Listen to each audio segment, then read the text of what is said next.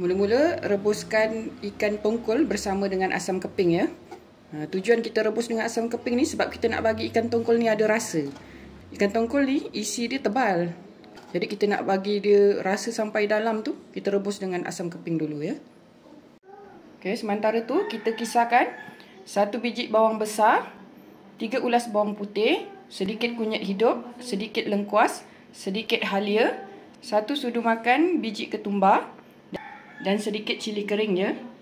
Cik Okit akan kisarkan ke semua bahan ni dulu. Ini hasil selepas Cik Okit dah kisar ya bahan-bahan tadi. Okey, dah siap rebus, asingkan dulu ikan ni. Okey, kemudian Cik Okit rebuskan bahan yang Cik Okit dah kisar tadi. Okey, bahan dah mendidih, masukkan santan. Ikutlah kita nak lemak banyak mana ya. Masukkan garam ya.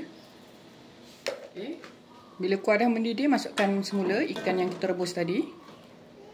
Masukkan cili hijau ya. Okey, kita biarkan kuah ni marinir sekejap.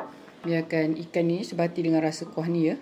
Alhamdulillah, ikan tongkol masak gulai kuning dah pun siap. Selamat mencuba.